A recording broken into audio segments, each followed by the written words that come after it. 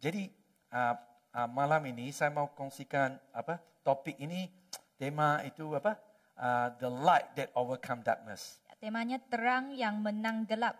I want you to celebrate Christmas with the the expectation and meaningful Christmas you celebrate. Saya ingin kamu menyambut hari Natal dengan bermakna.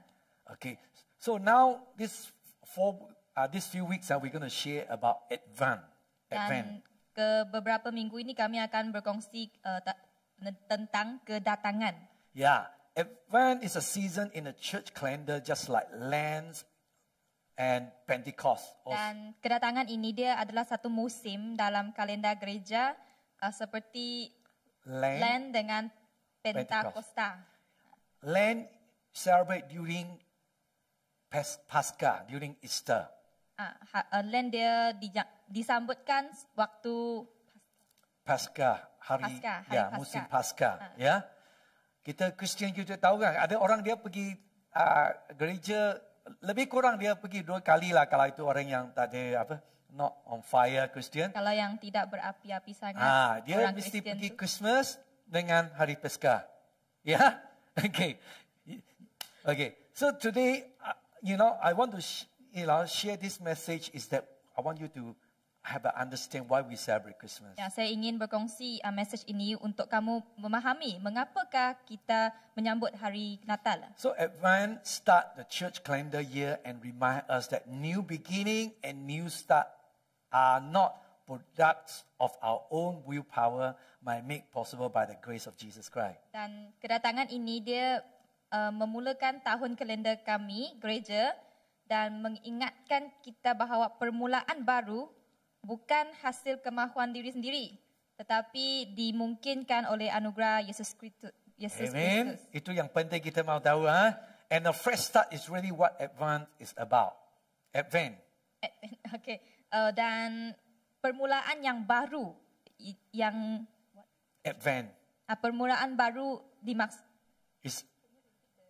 A fresh start is really what Advent is about. Kedatangan yang baru adalah apa kedatangan itu mahukan. Yeah, the word Advent means the arrival of a notable person or things. Dan perkataan kedatangan itu bermaksud kedatangan orang atau benda yang sangat terkenal.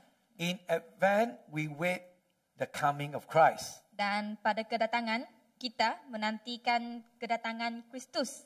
We anticipate His coming again. We remember He has come. Dan kita menjangkakan kedatangan Kristus dan kita mengingati dia telah datang. Ya, 2 tahun lalu dia akan datang lagi ya.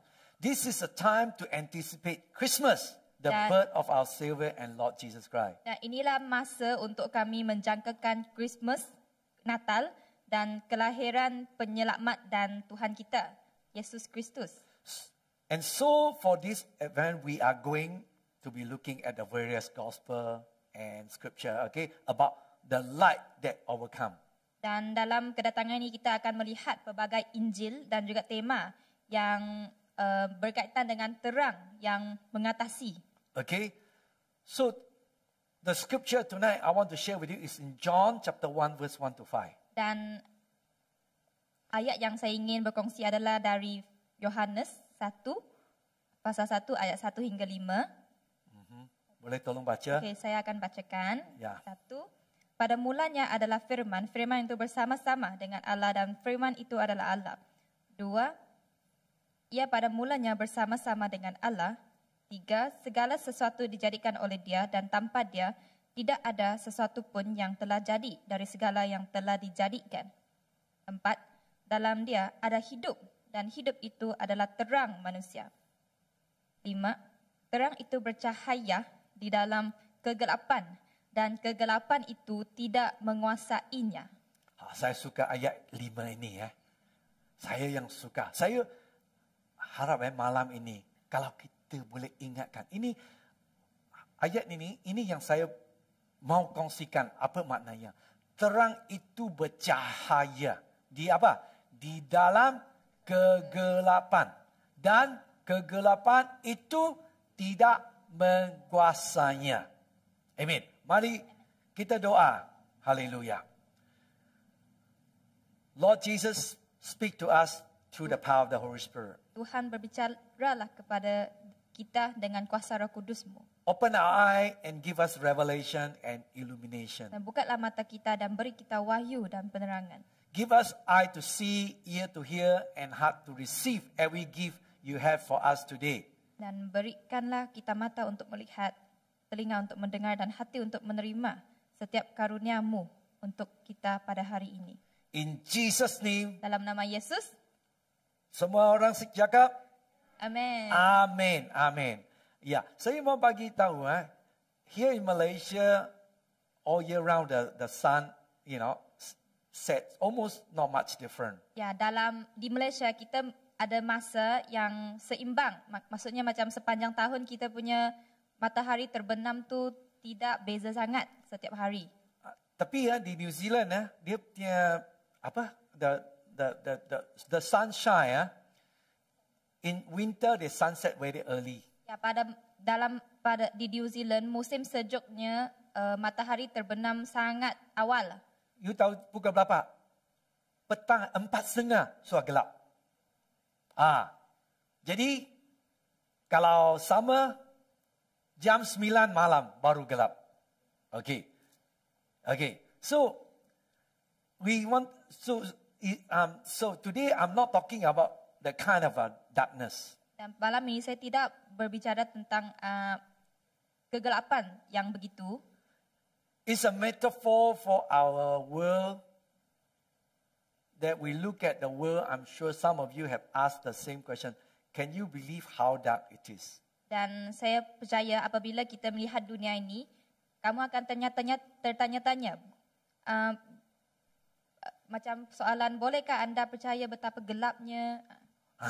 Itu bilang bukan kegelapan matahari ya. Kegelapan apa? Not the darkness of the sun going down, but the darkness of a world entangled in sin. Bukan kegelapan matahari yang terbenam, tetapi kegelapan dunia yang terjerat dalam dosa. The darkness of the world marked by violence. Dan kegelapan dunia yang ditandai dengan keganasan. And the darkness of the world marked by political idolatry and political hostility. Dan juga kegelapan dunia yang ditandai dengan penyembahan berhala politik dan juga pemusuhan antara politik. Ya, kita tak payah pergi jauh. Kita tahu Malaysia punya politik. Ya, okay. The darkness of the world marked by racism. Dan juga kegelapan dunia yang ditandai dengan perkauman. Ya, you tak payah pergi jauh. You tengok kalau apa kerja, kalau minta apa, tengok kulit warna saja. Ya, kalau you tengok di negeri Amerika ke mana-mana pun macam itu. Ya, itu yang kegelapan.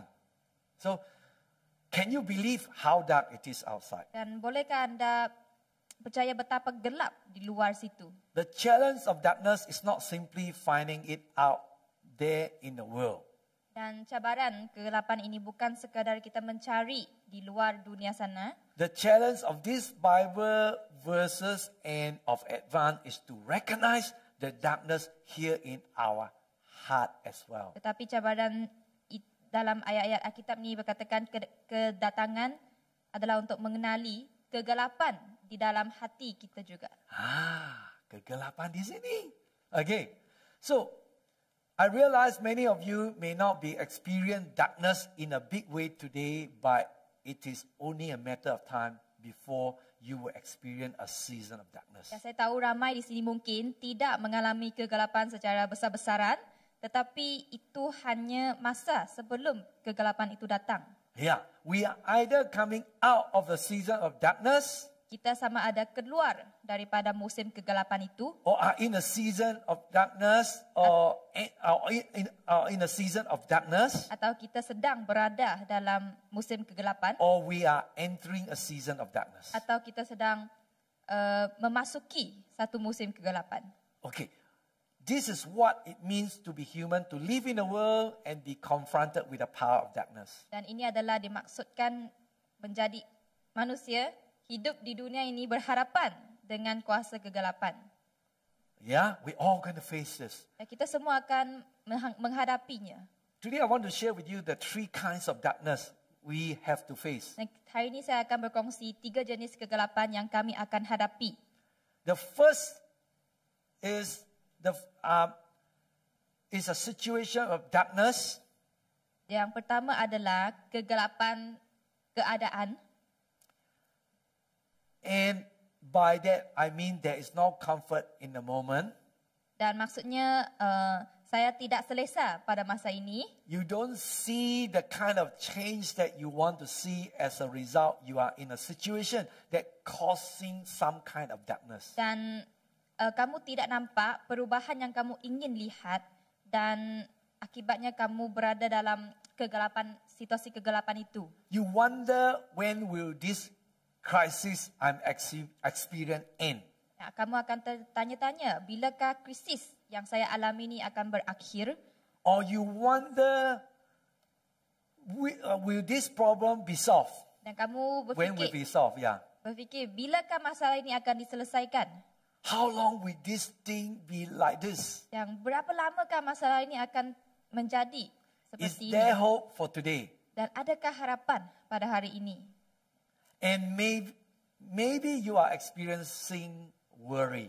Dan mungkin kamu akan mengalami kebimbangan. Or maybe you are waiting a diagnosis from the doctor, and as you wait, you are wondering, is bad news heading my way? Dan mungkin kamu tengah menunggu diagnosis daripada doktor, dan masa kamu menunggu tu kamu ternyata adakah berita buruk itu sedang menuju kepada saya? The result from the doctor, you know, you might worry, are you going to be good or bad? Ya, kamu sangat bimbang. Adakah result yang keputusan dari doktor itu baik ke buruk ke? Yeah, that's like can be a darkness. Ya, itu juga boleh jadi satu kegelapan. Yeah, maybe you have financial difficulty and you are wondering how am I going to make do. Dan kamu mungkin ada masalah keuangan dan kamu tertanya-tanya bagaimanakah saya boleh uruskan ini. And maybe there are some tension between relationship. Dan mungkin kamu ada ketegangan antara hubungan. It's a situation kind of darkness. Dan ini adalah satu kegelapan yang jenis kegelapan kita katakan kegelapan keadaan. Amen? Yeah? Okay. There's not only the kind of darkness we experience. Kita bukan hanya menghadapi satu saja kegelapan. The next one is a navigational darkness. Dan kegelapan yang jenis kedua adalah kegelapan navigasi. What I mean by that is that there is no direction for the moment or in the moment. Ya, apakah dimaksudkan oleh kegelapan ini adalah saya tiada hala tuju buat masa ini ataupun pada masa ini. You are asking, what should I do next? Dan kamu tertanya-tanya apakah perlu saya buat untuk seterusnya. Ada pernah tanya itu kan? And you think about your career, your job, and you wonder, what is the next step for me? Dan mungkin anda berfikir tentang pekerjaan anda, dan kamu tertanya-tanya apakah langkah yang seterusnya perlu saya ambil. You don't know which way to go. You wonder, is God with me? Dan kamu tidak tahu ke mana hala tuju, dan kamu tertanya-tanya adakah Tuhan bersama dengan saya. Yeah, you wonder if things will be made clear to me. Dan kamu tertanya-tanya sama adakah perkara ini dijelaskan kepada saya. What you are experiencing deep down is confusion. Dan apa yang anda alami adalah kekeliruan. Okay, the first one just now said situational darkness. Yang tadi pertama kami katakan kegelapan keadaan. You will experience fear and anxiety and worry. Ya, kamu akan mengalami kerisauan, kebimbangan. Yeah, and with navigational darkness, you experience confusion. Tetapi untuk kegelapan navigasi ini kamu akan mengalami kekeliruan. And it's the third one. There's a deeper layer of darkness that all of us we experience at some time. That is existential darkness. Dan ketiga, Existential darkness. okey, untuk yang ketiga ini adalah lapisan kegelapan yang lebih mendalam yang kita semua akan alami, iaitu kegelapan kewujudan. Okay? This is when we feel like there's no hope for the future. Ya, ini maksudnya macam kita tidak berasa ada harapan untuk masa depan. We can't envision anything good happening. Dan kita macam tidak dapat membayangkan yang baik akan berlaku. We wrestle with questions like, would I ever be happy? Dan kamu akan mungkin ada pertanyaan seperti, adakah aku akan bahagia? Is God good? Adakah Tuhan itu baik? Or does God even exist? Dan mungkin kamu akan tertanya, adakah Tuhan itu wujud? For many people, this existential darkness that we feel, can God be trusted? Dan mungkin ada orang yang mengalami kegelapan kewujudan ini, dia akan merasakan, bolehkah Tuhan itu dipercayai? And is there anyone I can trust? Ataupun kamu ternyatakan, adakah orang yang boleh saya percayai?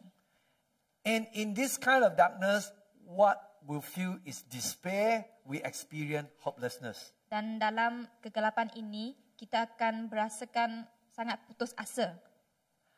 Are you in one of these today? Dan adakah anda berada dalam salah satu kegelapan yang dinyatakan tadi? Or are you in a phase or season of situational or navigational darkness? Or you are at the point of existential darkness? Adakah kamu berada dalam kegelapan keadaan, kegelapan navigasi ataupun kegelapan kewujudan?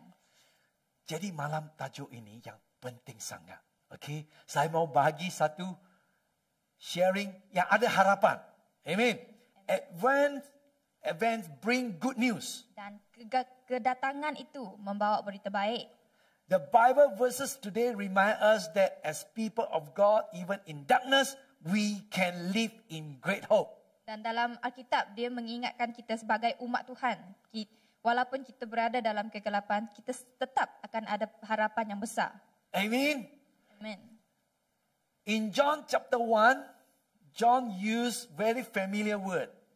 And it's impossible to miss the connection between these verses and the verses in the first book of the Bible, Genesis, begin with this word. Dan dalam Yohanes pasal 1, Yohanes dia telah menggunakan perkataan yang sangat biasa didengari, dan dalam di buku Kejadian, dan dia ada mungkin in the book, the Okay, first book dalam- of the Bible, Genesis, begin with this word. dan dalam buku Kejadian juga dia bermula dengan perkataan ini. Ya, Kejadian buku pertama, ya. Okey, ada Kejadian pasal 1 ayat 1, 2 dan 3. Boleh kasih bukakan ayat itu? Ada Kejadian? Ya. Okey, amin. Boleh tolong baca sing-sing ya. Okey, saya bacakan Kejadian pasal 1 ayat 1. Pada mulanya Allah menciptakan langit dan bumi. Bumi belum terbentuk dan kosong.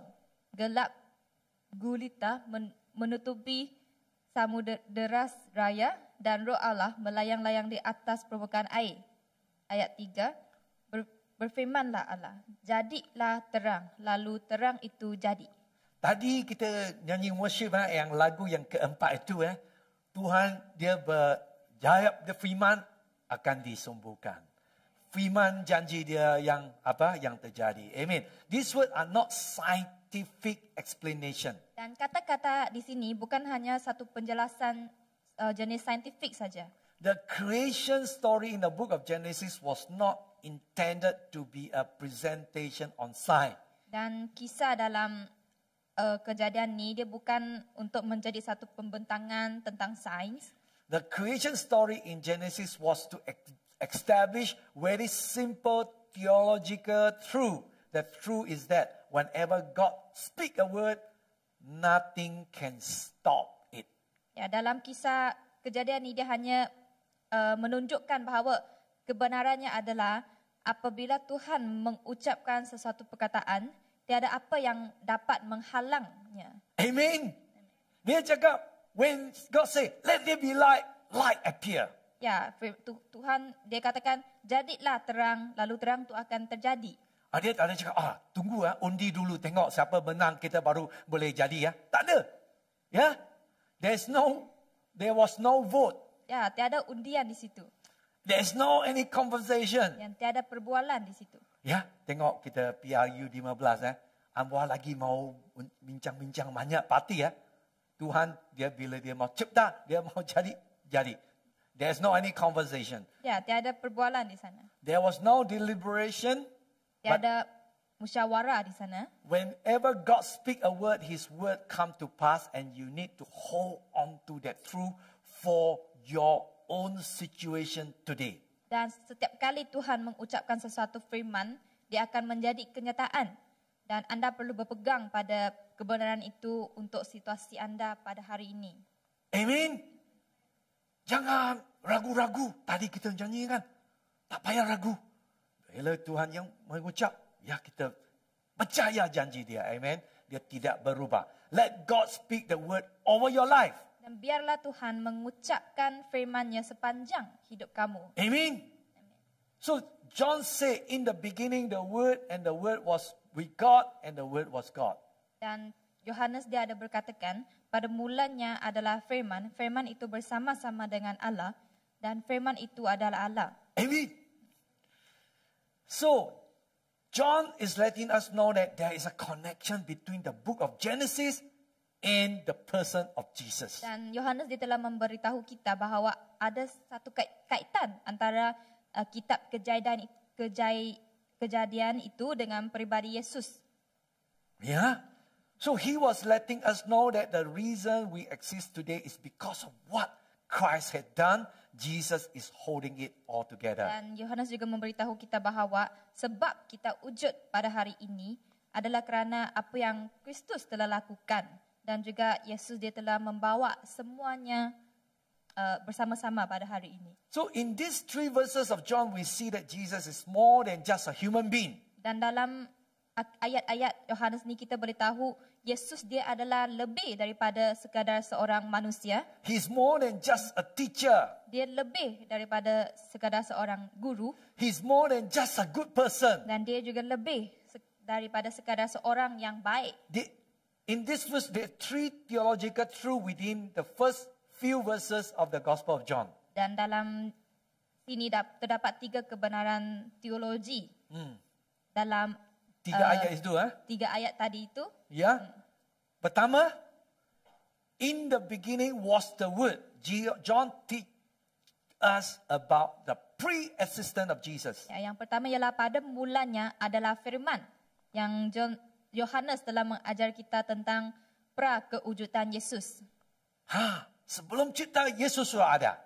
Amin. Kedua, the Word was with God.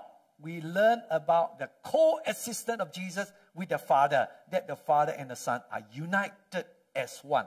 Dan kedua ialah firman itu bersama Tuhan. Maksudnya kita belajar tentang kewujudan bersama Yesus dengan Bapa, dan bahawa Bapa dan Anak bersatu sebagai satu. And the Word was God. We learn about the self-existence of Jesus, that there was never a moment when He came into being. He was always there. Juga firman itu adalah Tuhan, dan kita belajar tentang kewujudan diri Yesus. So John is letting us know at the beginning who Jesus is. At these verses, he makes a similar parallel with what we see in the book of Genesis. Look at verse 2. Yeah, John. Okey, Yohanes dia telah memberitahu kita pada mulanya siapakah itu Yesus. Dan juga selepas ayat-ayat ini, dia juga membuat persamaan yang serupa dengan apa yang kita lihat dalam kitab Kejadian, iaitu ayat 2 tadi. Ya, ayat 2 kan? Dia sana apa? Ada kedua.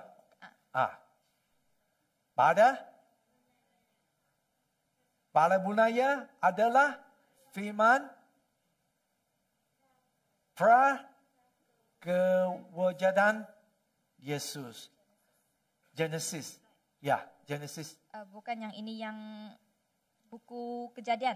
Ya, buku- Kejadian ayat 2. 1 ayat 2. Ya.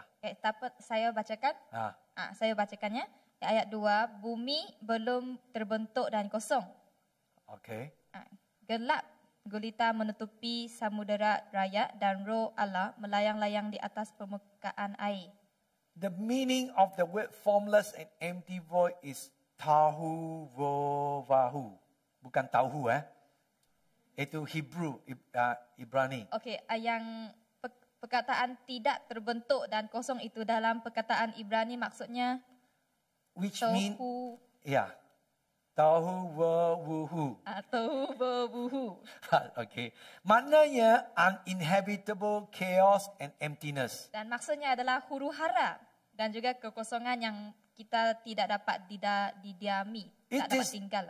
The chaos of creation before God speak light into the world. Dan ini adalah kekacauan penciptaan sebelum Tuhan dia menyuarakan terang dalam dunia ini. In the opening verse of Genesis, we see chaos, and in the opening of the Gospel of John, John is showing us that problems still remain in the world.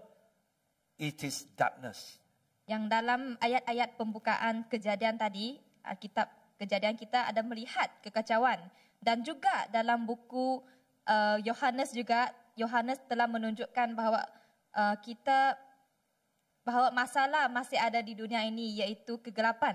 Tadi kita bacakan, ya, bila terang datang, itu apa? Kegelapan akan dihilangkan. When he talk about darkness, it's not just meaning the sleep up we have. Ya, apabila Yohanes dia bercakap tentang kegelapan, bukan maksud kesilapan yang kita ada, The inconsistency in our life. tetapi ketidak konsisten dalam hidup kita. But he's talking about a world that trapped in sin. Bukan juga konsistensi dalam hidup kita, tetapi dia cakap tentang dunia yang terperangkap dengan dosa. That we can't rescue ourselves out of the condition we find ourselves in. Dan kita tidak dapat menyelamatkan diri kita daripada keadaan yang kita alami. We need a power outside of ourselves in order to be free of the darkness that is both inside and outside of us. Dan kita memerlukan satu kuasa di luar untuk kita bebas daripada kegelapan ini. So, there's something wrong with the world. We see it on the news every day. Dan ada satu yang tidak kena sangat dengan dunia ini yang kita lihat setiap hari di berita. And the creation is crying out for something to happen. There is darkness. Dan penciptaan sedang menangis untuk sesuatu yang berlaku, iaitu kegelapan. Ya, kita tak payah pergi jauh. Tiap-tiap hari kita nampak kabar, the news. Yeah. When we speak about the darkness of our world and our own life, it's not about being pessimistic, but about living reality. Ya, apabila kita bercakap tentang kegelapan di dunia, kita bukan tentang menjadi pesimis, tetapi ia tentang satu realiti Yeah. yang And- benar. Yeah. And that the only place that God dwells in reality. Dan itulah satu-satu tempat yang Tuhan tinggal dalam realiti. Ya, kita bukan Kristian, kita percaya kita sudah ada di syurga. Kita masih ada hidup di bumi ini. We will face the problem. So it's reality, it's real. Ya, Okay? kita tetap akan menghadapi masalah dan itu adalah realiti. There's a lot of darkness before us. Dan terdapat banyak kegelapan di depan kita A lot of darkness around us, dan juga banyak kegelapan di sekeliling kita and also a lot of darkness in us. dan juga banyak kegelapan dalam diri kita. The darkness of someone in financial difficulty with no sign of employment. Mungkin kegelapan seorang dalam masalah kewangan No sign of employment. dan juga tiada pekerjaan. The darkness of a family having to work through mental illness of loved family members. Dan juga kegelapan keluarga yang terpaksa bekerja melalui Ya. penyakit mental.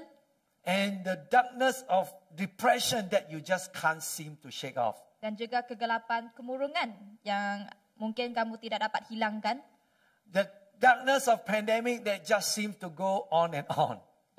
dan juga kegelapan wabak ataupun pandemik Ya, yang soal berterusan. dekat 3 tahun Dulu saya ingat 1 minggu sudah boleh hilang, 2 minggu, 1 bulan. Wah, tak habis. Sekarang Omicron tak tahu apa Cron sekarang. Saya pun tak tahu. Bila habis saya pun tak tahu. Ya, itu seperti kegelapan. Okay, and also there's a world that exists in darkness because of hateful politics. Dan juga dunia yang wujud dalam kegelapan kerana politik yang penuh dengan benci. Tidak ada puas hati. A world that marked by violence and shooting and racism is not just out there. Dan dunia yang ditandai dengan keganasan, tembakan ataupun perkauman bukan hanya di luar sana sahaja. The darkness is in here. Tetapi kegelapan di sini. Bukan dua saja. Di sini itu manusia. So the darkness of our own twisted desire. Dan kegelapan keinginan kita sendiri yang terpintar. The darkness of our anger and rage. The emptiness we feel. And the addiction we run to in order to cover it up. Dan kegelapan kemarahan kita, kekosongan yang kita rasakan dan ketagihan yang kita hadapi dan kita cuba untuk menutupinya. So Advent remind us that our life, our family, our city, our nation, our world is often overwhelmed by the force of darkness. Dan kita katakan kedatangan itu mengingatkan kita bahawa kehidupan kita, keluarga kita, bandar kita, negara kita, dunia kita sering ditimpa dengan satu kuasa, iaitu kuasa kegelapan. If we don't have Jesus, jika kita tidak mempunyai Yesus, we will live in real darkness. kita akan hidup dalam kegelapan yang benar. That's why you see the world today. The people in the world today. Itulah kita lihat orang-orang di dunia They ini. live in depressing. Mereka hidup dalam kemurungan. But today, Tetapi pada hari ini, we have that Jesus has come. Yesus telah datang. Okay, so but the reality of Advent is that Advent does not dismiss the darkness. Tetapi realitinya kedatangan itu tidak dapat Dismiss means kasih kebuangkan. tak boleh kedatangan itu tidak dapat membuang kegelapan. Ya, walaupun Yesus sudah datang 2000 tahun kan, 2000 years ago. 2000 tahun yang lepas.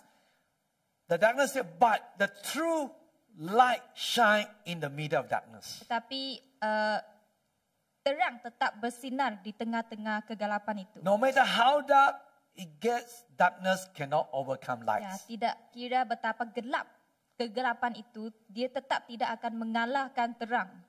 Amen. Tadi kita ada bacakan kan, Yohanes, in verse 4 and 5.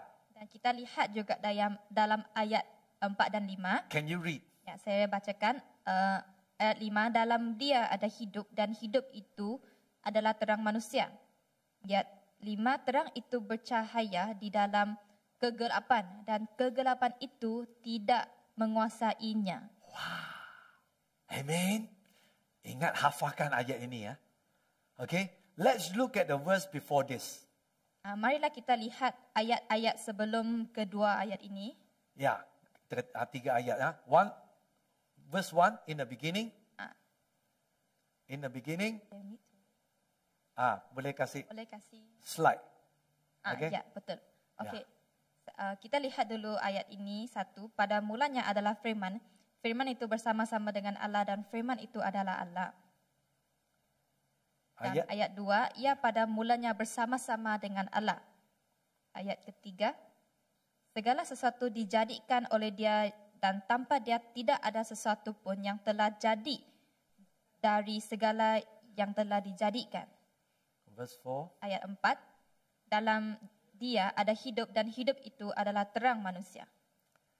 Kalau you baca English, ayat English dia ada present, past and future tense. Kalau dalam bahasa Inggeris tata bahasanya Past tense. Kata lampau yang sudah lalu, kata Present kala tense. sekarang punya, Present tense and future tense. dan juga kala yang So, yang masa akan depan, datang. yang akan datang. Ya. Ada 3 jenis ayat. Di dalam English ya, kita baca ayatnya semua dia di ayat 1 sampai 4 itu yang past tense. Ya, dia tulis semuanya dalam kala lampau yang Okay. sudah lalu. Yeah, but in John was writing in the past, but when he get to verse 5, Tetapi apabila John dia menulis sampai ayat yang kelima, lain. He goes from the past tense to the present tense, the present perfectual tense. dan dia telah bertukar dari kala yang lampau kepada kala semasa. Okay? And the word shines is a present perpetual tense. Dan perkataan bersinar itu adalah kala semasa. It means it always there and always present and shining. Dan ia bermakna sentiasa ada, sentiasa hadir, sentiasa bersinar. Bukan sementara saja. Bukan 2000 tahun sinar sekarang tak sinar. Sampai sekarang. Okay, dia punya sinar tak ada berhenti. Amen. Itu kabar baik ya. Ya. Okay. There's nothing you can do to quench its light. Dan tidak ada apa yang Boleh quench. boleh Hentikan ya. berhentikan terang itu. It shine and continue to shine, and that's why the darkness cannot overcome it. Dan dia terus bersinar, itulah sebabnya gelap itu tidak dapat menang terang. Ya, ayat 5 itu. Sebab dia masih langsung terang lagi. He continue shine. So the light that Jesus bring is what the world need. Ya, dan terang yang Tuhan berikan itu adalah terang yang dunia ini perlukan. Ya, ayat 4 Yesus dia cakap, aku dah terang. I'm the light. And I will shine. Saya adalah terang dan saya akan sinar. Amen. Our light apart from God has no power. Ya, terang yang selain daripada Tuhan tiada kuasa. Yeah. When John said darkness has overcome the light, he is not talking about human capability, human progress, human achievement. Nah, apabila Yohanes dia mengatakan kegelapan telah mengatasi terang, dia bukan bercakap tentang keupayaan manusia, kemajuan manusia ataupun pencapaian manusia. He is talking about the light that's come through Jesus Christ. Tetapi dia bercakap tentang terang yang datang melalui Yesus Kristus. Amen. Bila kita raya Christmas, kita mesti mau faham. Amen. Kalau you sudah faham, okay. Ya, kita raya Christmas bukan present saja. Untuk hadiah saja. Ya, terang. So the question is here, are we opening ourselves up to that light? Ya, dan persoalannya, adalah kita membuka diri kita kepada terang ini. Ya, kita nak tanya terang dari Yesus. Kita ada buka hidup, our life. What does it mean to open ourselves up to the light of God? Dan apakah maksudnya membuka diri kepada terang Tuhan? What does it mean to join our life to the light of Christ? Dan apakah maksudnya menyertai hidup kita dengan terang Kristus? What does it mean to live in light and not in darkness? Dan apakah dimaksudkan hidup dalam terang dan bukan dalam kegelapan? I'm glad that you asked this question. Kalau kamu tanya soal ni, saya bagus. You tanya soalan ini ya. Walaupun you tak ada tanya, saya mau kasih tahu. Okay. Pertama, what we must confess the darkness within. Yang pertama, kita mesti mengakui kegelapan di dalam. What does that mean? Apakah dimaksudkan? I think above all people, Christians should be the most aware of our inner darkness. Dan saya fikir semua orang Kristian, dia adalah paling sedar dengan kegelapan dalaman diri sendiri. Is there anyone who recognize darkness within ourselves is a Christian? Ya, Is a Christian. If there's anyone who recognize darkness within ourselves, it is a Jika Christian. seseorang itu dia telah mengenali kegelapan dalam diri sendiri, dia adalah orang Kristian. We throw ourselves at the mercy of God. Dan kita menyerah diri kita kepada anugerah Tuhan. And we recognize sin is very real. We recognize sin is very perversive. Dan juga kita mengiktirafkan dosa itu dosa It's very real. adalah nyata, betul. Yeah, and I recognize sin is very perversive. Very common. Dan dosa itu sangat biasa. Yeah, Common. yeah, perversive. And yet it's often hard to name our own darkness. Dan selalunya kita sangat sukar untuk menamakan kegelapan. Hard. It's hard. Sangat sukar, sangat susah Yeah. untuk menamakan kegelapan diri kita sendiri. Simpan saja ya, tengok cantik saja. Tapi dalam banyak kegelapan. Jadi kita mesti, we need to confess. The ironic thing is that the more we confess our own darkness, Ya, kita tahu semakin banyak kita telah mengakui kegelapan kita, the more the light can come in. yang semakin banyak terang boleh masuk. And it's only then that the world can see the church as a viable solution to the transformation of the world. Dan barulah dunia ini dapat melihat gereja sebagai penyelesaian yang berdaya maju kepada transformasi dunia. But it begins with us confessing the darkness within ourselves. Tetapi ini semuanya bermula dengan kita mengakui kegelapan dalam diri kita sendiri. And we live in a society where it is very easy to blame the darkness of the world on everyone else. Dan kita hidup dalam satu masyarakat di mana kita sangat mudah menyalahkan kegelapan dunia ini. Ya, tapi kegelapan di dalam sini. Okay, the church that is Christian should lead the way in confessing the darkness that we allow to continue. Dan gereja iaitu kita orang Kristian, kita haruslah memimpin jalan dalam mengakui kegelapan yang kita ada.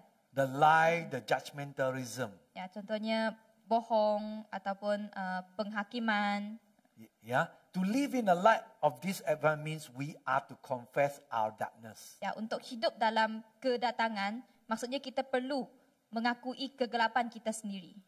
Susah you tengok PRU 15 ya, you tengok itu DAP ada 2 presiden dia apologize to the itu Presiden Sarawak Ya, pengurus itu dia meminta maaf dengan pengurus di Sarawak.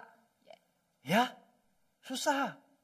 Ya, tapi biasa kita, sombong ya, saya hebat. Tapi ini Kristian gereja, kita mesti, we need to, not to be feel shameful to confess the darkness in life. Ya, kita sebagai Kristen kita tidak perlu malu untuk mengakui kegelapan kita. Kedua, we are also to be source of light to those in darkness. Kedua, dan kita juga harus menjadi sumber terang bagi mereka yang berada dalam kegelapan. What does this mean?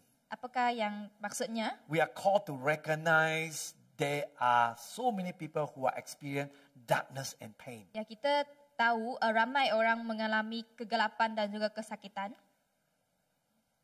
A quote by Plato, he said, "Be kind, for everyone you meet is fighting a hardest battle." Ya, ada satu petikan dari seorang Plato. Dia mengatakan, bersikaplah baik kerana setiap orang yang anda temui sedang berjuang keras. Ya. Walaupun dia tengok okey tapi dalam ni banyak gelap. Hari ini saya baru baca satu kabar di the news ada satu orang dia baru umur 40 atau 37 tahun muda saja di Perak. Dia buka enjin langsung jalan, dia masuk itu pipe masuk kereta dia, itu dia nafas itu carbon monoxide itu kereta dia bunuh diri. Wah, bila saya baca kabar, tengok Instagram, Facebook semua cantik tapi dalam gelapnya. Jadi kita cari terang, let us be the light. We should naturally assume every day that the people you meet are fighting a hard battle. Ya, marilah kita menjadi sumber terang supaya setiap orang yang Anda temui itu kamu Fighting a hard battle. ya kita tahu setiap orang yang kamu temui itu dia sedang berjuang keras. Yeah, we are called to be the source of light, source of kindness and gentleness. Dan kita dipanggil untuk menjadi sumber terang, sumber kebaikan dan juga sumber kelembutan. Boleh? Amen? Yeah. The more we know about another person's story, the harder it is for us to hate or wound them. Dan kita tahu apabila kita tahu banyak kisah atau perkara orang itu, kita semakin sukar kita untuk benci dia. Okay? Be a source of light to those living in darkness of their own decision. Dan jadilah sumber terang kepada mereka yang hidup dalam kegelapan atas keputusan mereka sendiri. The darkness of their own sin. Ataupun kegelapan atas dosa mereka The sendiri. darkness being sinned against. Dan juga kegelapan yang Sin against. yang dosa yang bertentangan. Event is an opportunity to cultivate kindness, gentleness and grace. Dan juga kedatangan itu adalah satu peluang untuk kita memupuk kebaikan, kelembutan dan juga anugerah. Amen.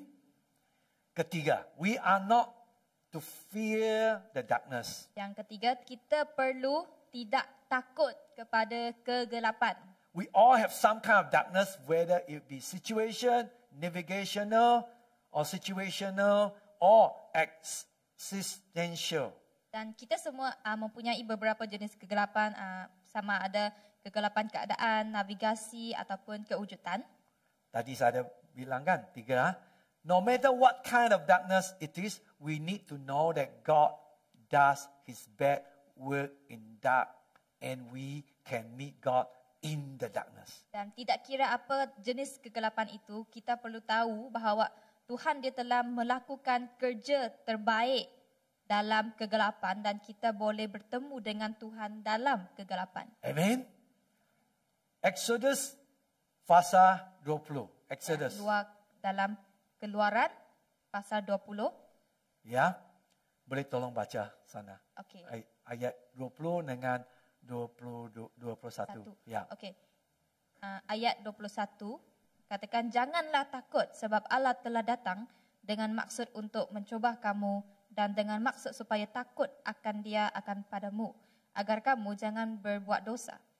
Ayat 21, orang-orang itu tinggal jauh sementara Musa menghampiri kegelapan pekat di mana Tuhan berada.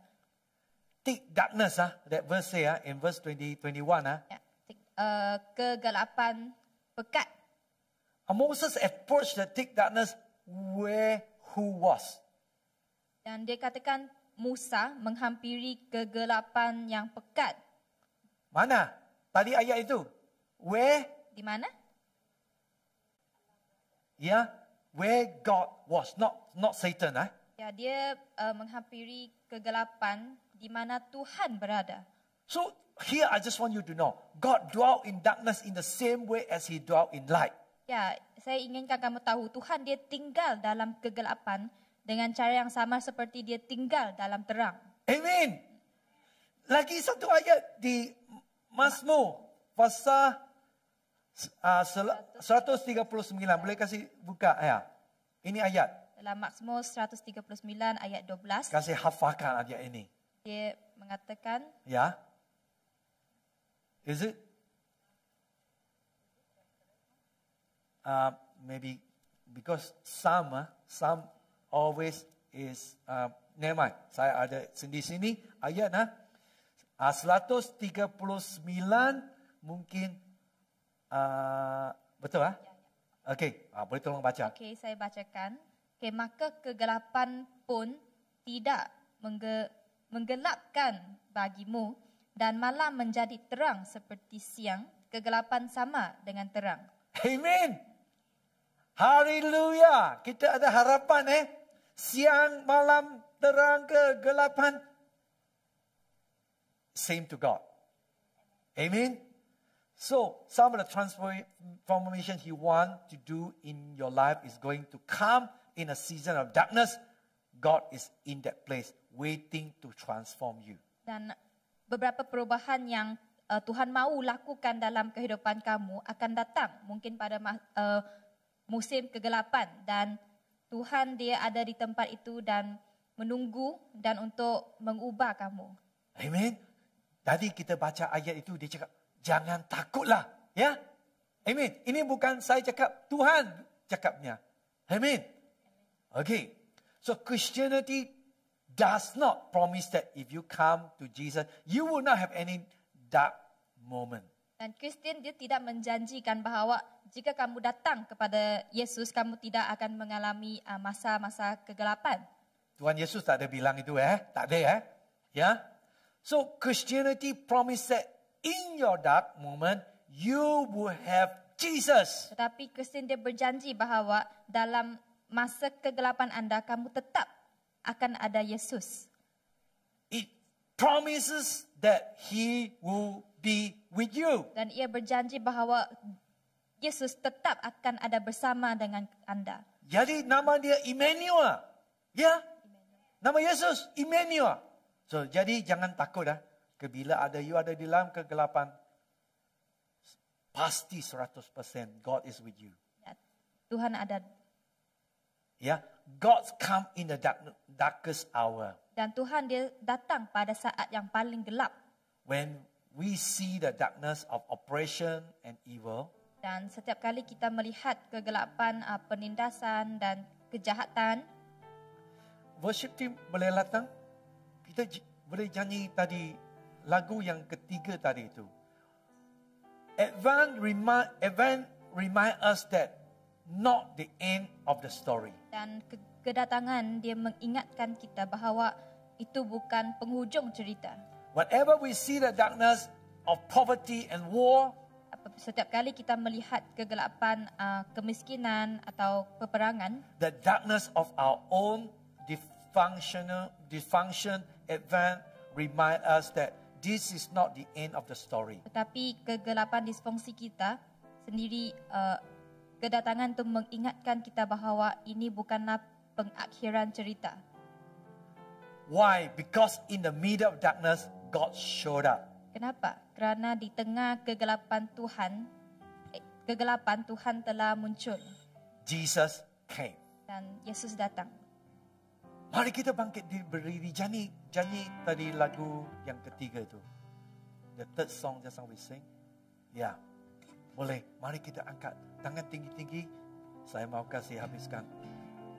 Ya, mari kita doa dulu. For some of us here, the Holy Spirit might be prompting you. Untuk kita di sini, Roh Kudus mungkin mengesah kamu. To confess your own darkness. Yang mengesah kamu untuk mengaku kegelapan kamu. Your own sin. Dosa kamu. He may be prompting you to cultivate greater humility. Dia mungkin mengesah kamu untuk mengadakan hati yang rendah. Semuanya karena kasih-Mu. Haleluya Tuhan. Aku hidup hari ini, semua berkat kemurahan-Mu. Terima kasih Yesus, Engkau sangat baik, teramat baik bagiku.